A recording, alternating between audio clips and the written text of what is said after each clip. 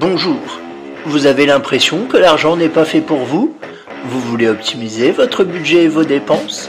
Vous êtes souvent à découvert et vous souhaitez améliorer votre vision et votre gestion de l'argent? Alors, bienvenue sur Budget, le podcast qui t'aide à gérer concrètement ton budget. Définition, réflexion, technique, je vais vous donner mes clés pour dépasser vos croyances limitantes liées à l'argent et pour optimiser votre budget. N'hésitez pas à vous abonner et à partager ce podcast. Alors bonjour à tous, aujourd'hui on va parler des banques en ligne.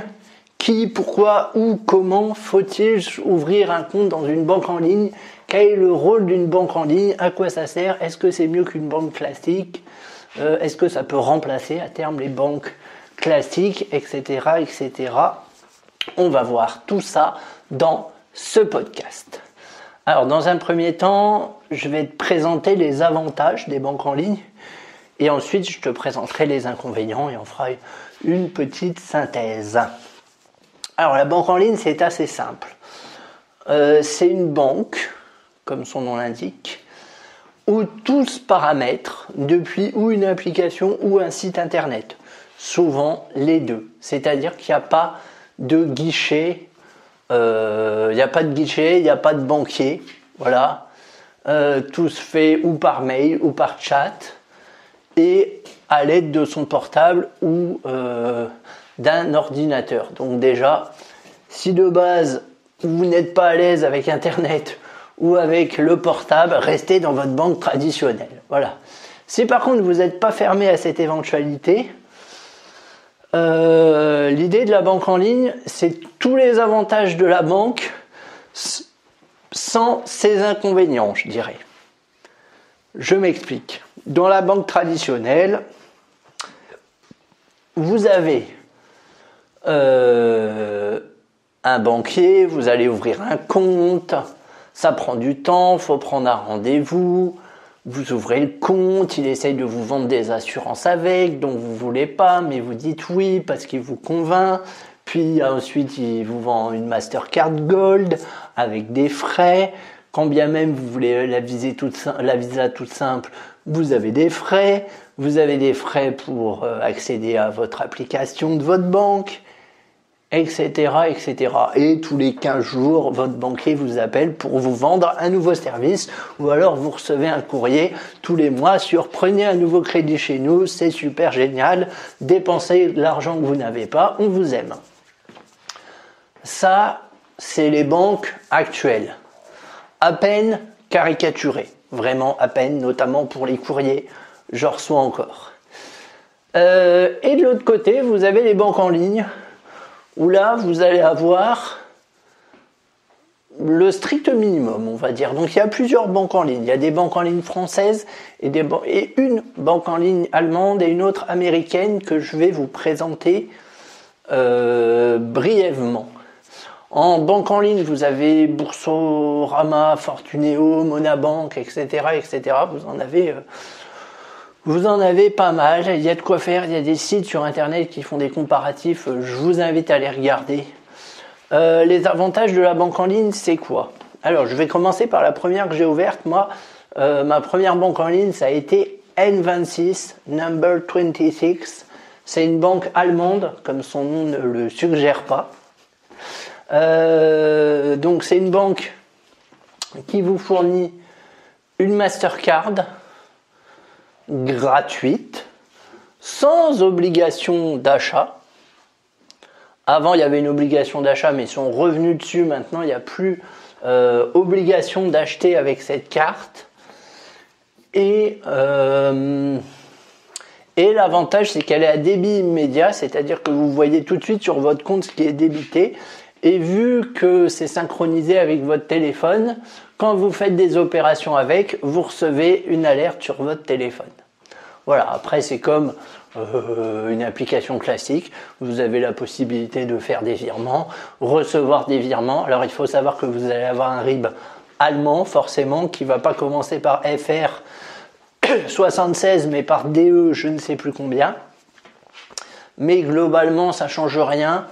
parce que c'est un compte européen et donc normalement, si vous voulez en faire votre banque principale, c'est possible. Normalement, les organismes sont dans l'obligation d'accepter ce RIB.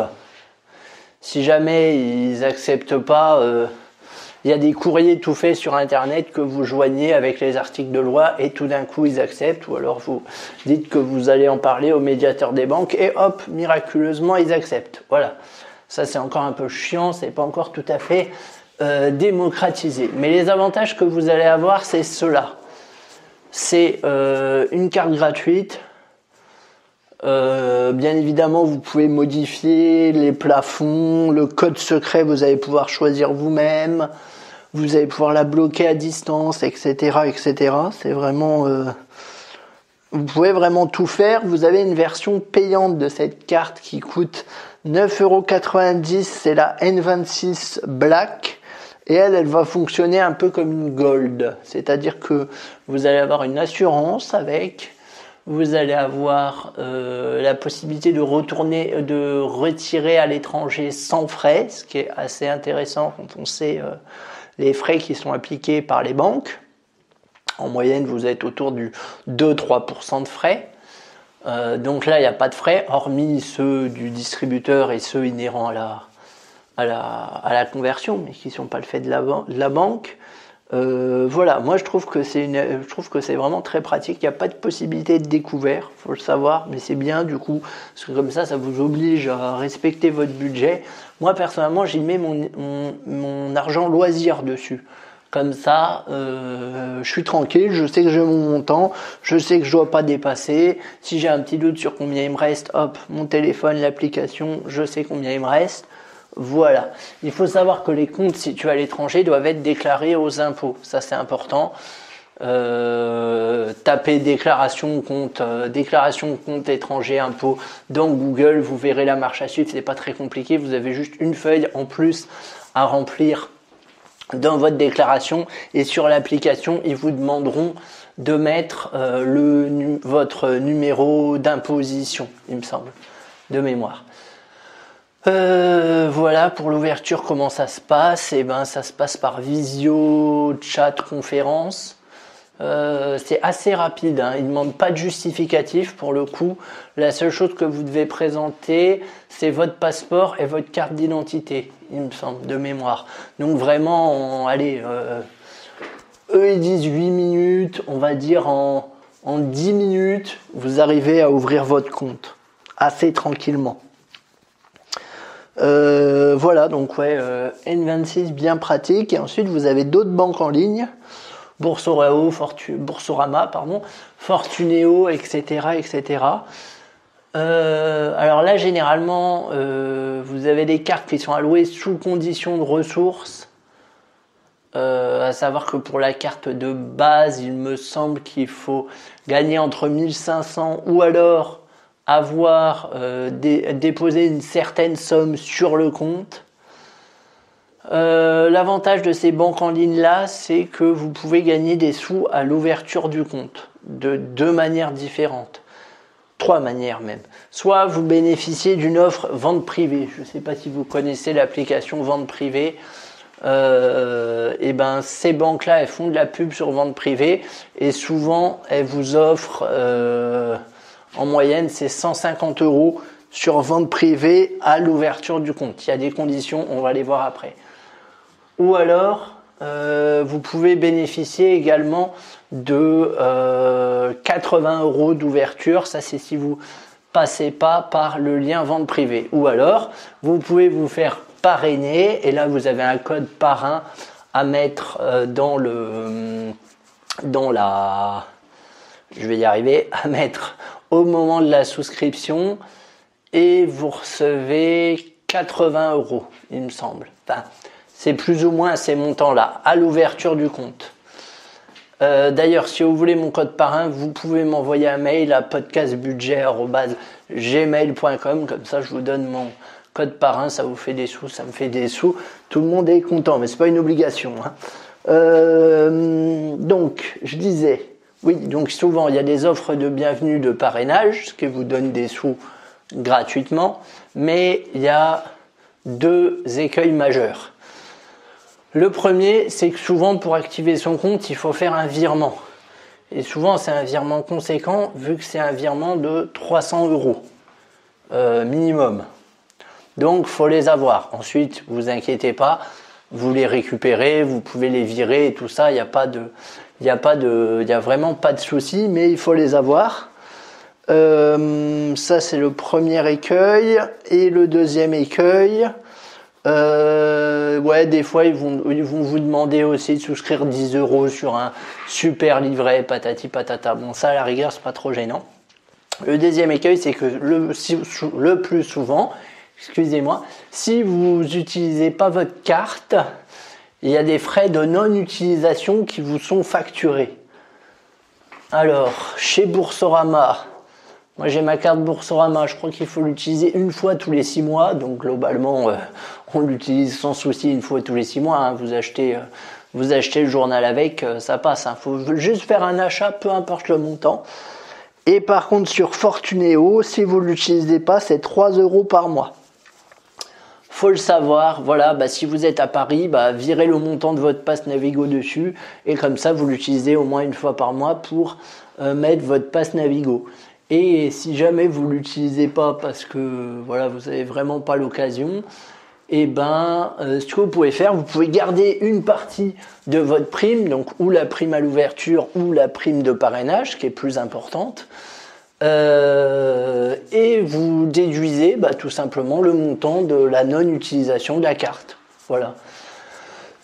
Donc par exemple sur un an, je crois qu'on est autour des 3 euros par an, 30 euros. On est à 36 euros par exemple par an. Donc si vous avez reçu 150 en offre de parrainage, vous laissez 36 euros sur le compte, vous virez le reste. Et comme ça, même si la carte n'est pas utilisée, c'est pas dramatique. Et l'avantage que vous avez, c'est que c'est la prime de bienvenue qui en fait sert à payer les frais de non-utilisation de la carte. Voilà. Vous voyez, globalement, je crois que j'ai un peu tout dit. Et une fois que vous avez ouvert, vous, un compte, vous avez la possibilité de parrainer d'autres gens. Et dans ces cas-là, vous gagnez des sous, etc., etc. Donc, ce qui peut être bien, si vous êtes en couple, il y en a une qui prend la carte, il le prend par rapport à une offre vente privée ou alors il se fait parrainer par quelqu'un. Comme ça, il gagne des sous. Et puis, une fois qu'il a ouvert la carte, vous parrainez l'autre. Comme ça, ça vous fait, mine de rien, vous pouvez vous faire 300 euros facilement. Voilà, une fois déduit les frais de non-utilisation de la carte, vous avez 250 euros sans rien faire. Ça, c'est quand même pas mal. C'est-à-dire qu'à l'heure actuelle, les banques sont tellement c'est tellement en train de changer que maintenant, ils sont obligés. Alors, pour attirer les clients, ils offrent des sous. C'est quand même incroyable. Les banques en ligne surtout. Les banques traditionnelles, pas du tout. Mais alors, les banques en ligne, elles offrent des primes de parrainage, c'est-à-dire qu'on ouvre un compte, on a 80 euros qui nous arrivent comme ça, on ne sait pas pourquoi, on a 150 euros, on peut à notre tour parrainer les gens. Ça, c'est quelque chose qu'on n'avait pas du tout avant. Je t'invite à écouter le podcast d'hier sur faut-il combattre le futur et l'ubérisation, ça parlait de ça, et c'était plutôt très intéressant. Moi, ce que je te conseille, c'est d'avoir au moins une banque en ligne.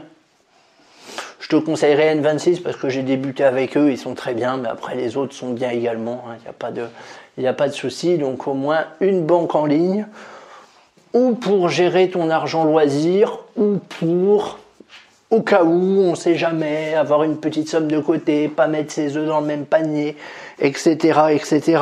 Faut savoir que par contre, l'argent, il fait pas d'intérêt. Ça, faut le savoir. Sur N26, il fait pas d'intérêt. Sur Boursorama et sur Fortunéo, vous avez la possibilité d'ouvrir un LDD, un PEA et tout ça, si vous voulez un peu jouer en bourse, si vous voulez. C'est pas du tout un conseil en investissement, mais vous avez cette possibilité-là. Et sur Boursorama, je crois que ça doit être un peu pareil. Donc voilà, faut le savoir. Voilà, mais si par exemple vous avez de l'argent chez N26, il ne fera pas d'intérêt. D'un autre côté, quand on voit les intérêts